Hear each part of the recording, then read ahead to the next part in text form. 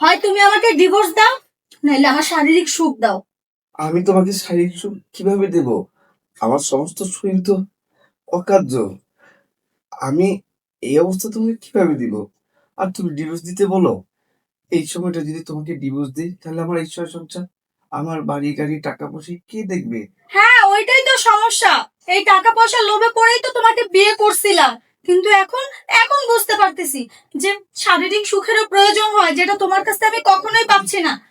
Phone দিতেছে, telephone করতেছে। তুমি এখন ক্রাফট খেলতে যাবা? হ্যাঁ, বাসায় কি কোনো কাজ নাই? তো কথা লেট করে না তো আমি।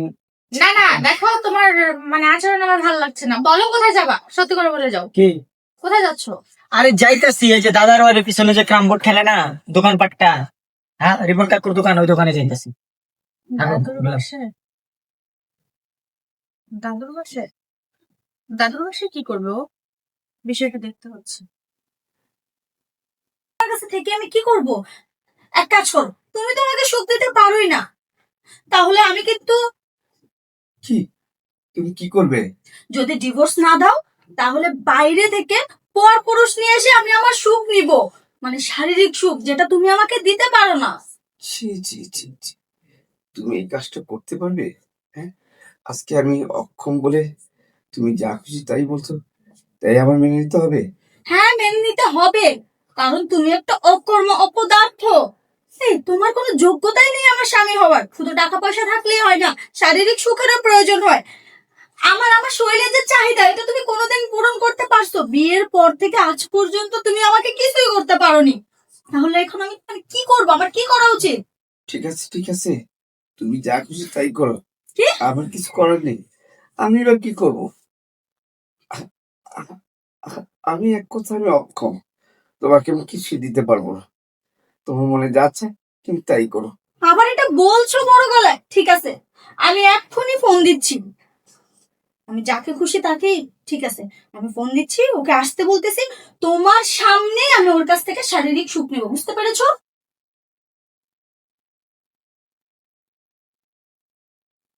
হ্যালো।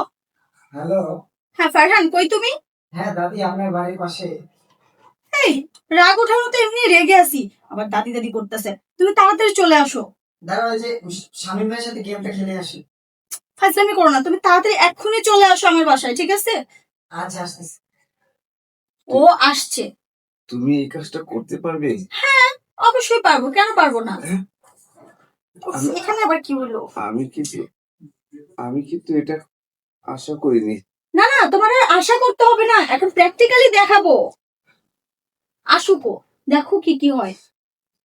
শুধু আসুক, আসুক, তারপরে দেখো। এই কাজটা তুমি ঠিক করছো না। আমি ঠিক করছি। ওই তো চলে এসেছে। হ্যাঁ, দরজা খোলাই আছে, ভেতরে এসো। কি ব্যাপার দাদি? কি দাদা, শরীরের অবস্থা কিরকম এখন? এই, সুস্থ? এত যাতার খোঁজ খবর নিতে হবে না, এখানে বসো। শুনি আগে, দাদা কি ভালো আছো তুমি? হ্যাঁ, আর কি ভালো থাকবো, সবই তো জানিস। বলেন, কোনো কিছু দরকার? বসো এখানে। ওখান থেকে দরকার কিভাবে বোঝাবো? বসো, বসো। না না, বলবো না, আমি চলে যাবো এখন। এই যে তোমাকে বলছি, আমার শারীরিক সুখ প্রয়োজন, আর যেটার জন্য ওকে আমি ডেকে এনেছি, এখন সেটাই আমি ওর কাছ থেকে নেব। তোমার টাকা পয়সা বাড়ি গাড়ি এসব আমার লাগবে না। আচ্ছা আচ্ছা, তুমি এই কাজটা করো না। আমার মান সম্মান কিছুই তাহলে থাকবে না। কি মান সম্মান? তোমার আবার মান সম্মান আছে নাকি? এই বয়সের একটা মেয়েকে এই বুড়ো বয়সে বিয়ে করছো, অর্ধেক তো, কিভাবে আচ্ছা, আমি বলবো? হয়েছে দাঁড়ান, আমি আপনাদের ভেজাল বুঝতে পারতেছি না। আচ্ছা, আপনাদের ভেজাল আপনি ঠিক করেন। তোমার ভেজাল বুঝতে হবে না, আমি আমার শারীরিক চাহিদা পূরণ করার জন্য তোমাকে ডাকছি। তোমার দাদা আমাকে যে সুখটা দিতে পারে না, সেটা এখন তুমি দিবা, ঠিক আছে? মানে? মানে তোমাকে বুঝতে হবে না, মানেটা আমি পাশের রুমে গিয়ে বোঝাচ্ছি। আরে এক্সপ্রেশন দাও, স্যার এক্সপ্রেশন দাও। তুমি সোনাকার উচ্চ বিদ্যালয়ের টিচার। আওয়াজ করতে হবে। আসো আসো আসো আসো আসো, দেওয়া এই কারণে আনো। কি হলো? এখানে কেন নিয়ে আসছি বুঝতে পারতেছো না? এই যে তোমার দাদা, সে তো আমাকে পরিপূর্ণ সুখ কোনোদিন দিতেই পারেনি আজ পর্যন্ত। আচ্ছা, একটা প্রশ্ন, সেটা হচ্ছে দাদা যখন ভালো ছিল তখনও কাছে যায়নি? ভালো ছিল মানে তখনের কথা, সেই তখন এরকম অসুস্থ হয়েছে আজ 4টা বছর। আমি এরকম একটা মেয়ে, এরকম ইয়াং একটা মেয়ে, নিজের আমার তো চাহিদা আছে শরীরের, আমার শারীরিক চাহিদা আছে, যেটা তোমার দাদু কোনোদিনই মেটাতে পারেনি। আগে তো পারেনি, আর এখনের কথা তো বাদই দিলাম, ওটা তো ধরাই যাচ্ছে না। আচ্ছা, বুঝতে পারছি, কিছু মনে করেন না, একটা কথা বলি। দেখেন, স্বামী স্ত্রী কিন্তু ফোনের মাধ্যমেও অনেক কাজ করা যায়। বিদেশে প্রবাসে যারা থাকে তারা কিন্তু দেখো ফারহান, তুমি এইসব না বলে তুমি একটু আমাকে দেখো। তোমাকে কি এইসব বলার জন্য আমি ডেকে এনেছি? আপনি চাইলে কিন্তু সে যেরকম বসে থাকে তার উপরে বসে আপনি আপনার শারীরিক চাহিদা মেটাতে। ফারহান, এখন তোমার কাছ থেকে আমি অ্যাডভাইস নেব না। আমি অ্যাডভাইসের জন্য তো তোমাকে নিয়ে আসিনি, তোমাকে আমি এনেছি আমার চাহিদা মেটানোর জন্য। ঠিক আছে? আর এটা যদি তুমি না করো, আমি তোমার দাদুকে ফেলে চলে যাব। আর এই সময় ওনার সেবা যত্নের প্রয়োজন। আমি যদি চলে যাই না, ওই বুড়ো হুইল চেয়ারে বসে ওর জীবনটা চলে যাবে। কিন্তু তুমি কি সেটাই চাও? না, না, আমার ঘরে একটা সুন্দরী বউ আছে, ওফ, ওকে আমি না বলে চলে আসছি। ও যদি কিছু জানে। চুপ, কোনো কথা হবে না। তুমি যদি তোমার দাদুর ভালো চাও, দাদুর নাতি হয়ে থাকো, তাহলে দাদুকে ভালো রাখার জন্য এইটুকু স্যাক্রিফাইস তো করতেই পারো। কি ভুল বললাম আমি? এখন তুমি শুধু আমাকে সুখ দেবে। শুধু সুখ নয়, আমাকে আদরে আদরে ভরিয়ে দেবে। ছি, এই, কি ব্যাপার, তুমি এখানেও চলে এলে? সামান্য শারীরিক সুখ নিচ্ছিলাম, সেটাও তোমার সহ্য হলো না? অকর্মা কোথাকার, নির্লজ্জ বেহায়া।